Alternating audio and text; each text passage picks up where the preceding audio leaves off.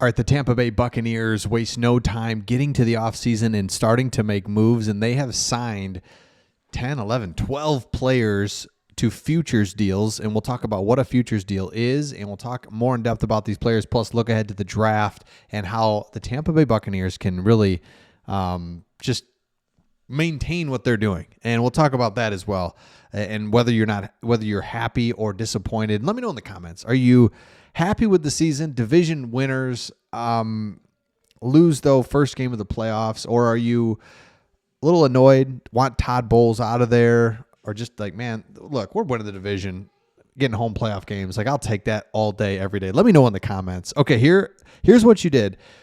12 players to futures deals. And what that means is they say to all these guys, hey, we want you back at training camp next year. We want you in the offseason programming. We want you to have an opportunity to make the team next year. So you know where you're going. These guys don't have to look around and hope that they get invited to a camp. It's like, we want you. You'll be there. And so you as a team, you leave open some spots, guys you're going to draft, free agents, that whole thing, undrafted free agents. So there's some room here, but you definitely look, we know we want some guys back. Now, with that being said, there's some guys here that saw time on the active roster.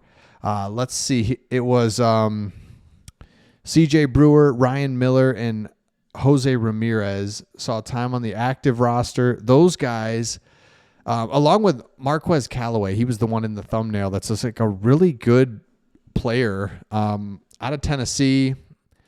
Look at his RAS score. He scored an 8.91. We'll go back here in just a second to those other guys, but what I want to show you on this is like, you're not looking for these guys that you re-signed to be your star players, obviously, but it's like, man, if a couple of these guys could come out of nowhere and just be a nice depth piece, that'd be really, it's like, we need that. That would be awesome. So as you look again, and we'll go back to this list, there's some names on here of guys like I look at the tackles. It's like, man, again, we don't need you to be our starter, but we need some depth. Tight end, a nice running back would be good to pair with the running backs that you have. That really, Bucky Irving really showed some things.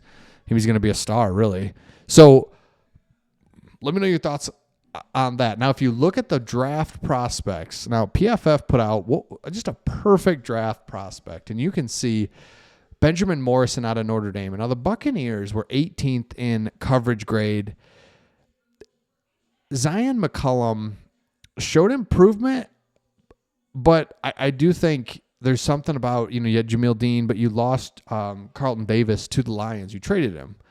And it's just like, it does feel like the Buccaneers play best with that sticky man coverage, like with that one guy, two guys is better, right? So Benjamin Morrison, keep an eye on that name. Another one that PFF likes is Kevin Winston Jr. out of Penn State.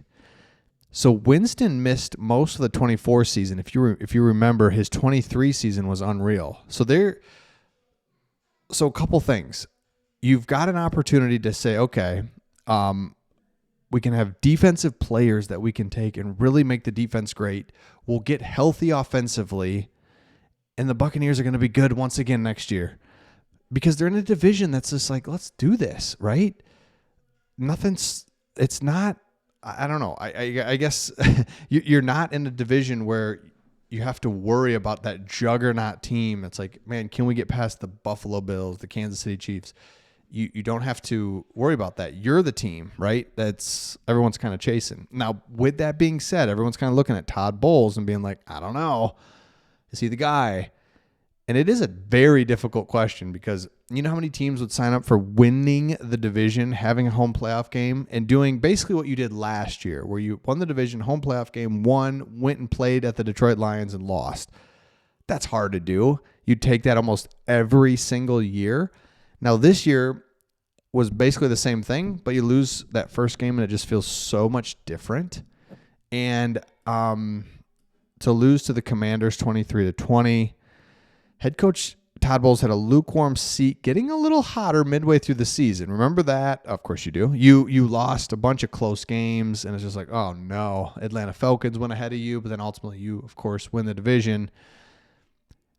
But it's like, man, Bowles has a strange tenure. One could argue he and the Bucs have capitalized on weakened division, though they have shown they can contend with the best teams in the NFC.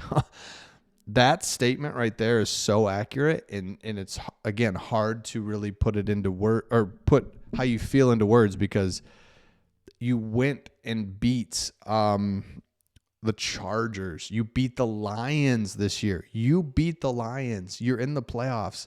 Then you beat up and kind of, struggle, but then kind of get through some of these other teams. And it's like, I don't know. And it's a kind of an up and down thing. So I think Todd Bowles stays. I think he should stay. And I think you should, until you don't win the division. Now he has a very short leash. I think that's what you can do and be fair about, is like, look, love you. Keep taking us to the playoffs, winning the division. What can you do? Because it's hard, and you do not want to go the opposite way. The Lions did this. They won. They were winning just enough back when it was 9-7, and they fired Jim Caldwell and went to Matt Patricia, and it was a disaster. So it's like, be so careful with this. But I think you can say, look, keep getting us to the playoffs. We're in, and we love it. But the second you don't, it'd be fair to move on from him. And then right here, if the trend continues, the Bucs are looking at an 11-win season with another South crown in 25, with stronger hopes for the postseason. Most teams would certainly trade to have that continued success 100%. So let me know your thoughts in the comments on that one. I don't know if I mentioned, we're Detroit Lions fans. If you're new to the channel, but we have this channel dedicated to teams that just don't get the love nationally, and the Buccaneers being one of those teams. So again, if you've watched this far into the video, I appreciate it. But yeah, we're Detroit Lions fans, and man, hoping that they can do something this weekend. But boy, we'll see what we can do. I mean, this Commanders team is just a little sneaky. It's like, I don't like this at all. They are too sneaky for me. So let me know your thoughts in the comments. Again, if you're new to the channel, make sure you subscribe. I think there's a lot of good players. Marquez Callaway is who I think could be somebody for you at wide receiver, given that you're a little thinner, a little older, and you've got guys going into free agency in the offseason. So it's like, well, I don't know. Can they find a wide receiver? Of course, you're going to draft one, find one in free agency. And again, you're not looking for him to be a star, but you're looking for a little depth piece. So again, let me know your thoughts. Let me know your thoughts on Todd Bowles. I think you keep him, but boy, you just want to win a playoff game. Would have been so nice. Would have been so different. You didn't, and it's time to see what else you can do. So let me know your thoughts, and we'll see all of you on the next one.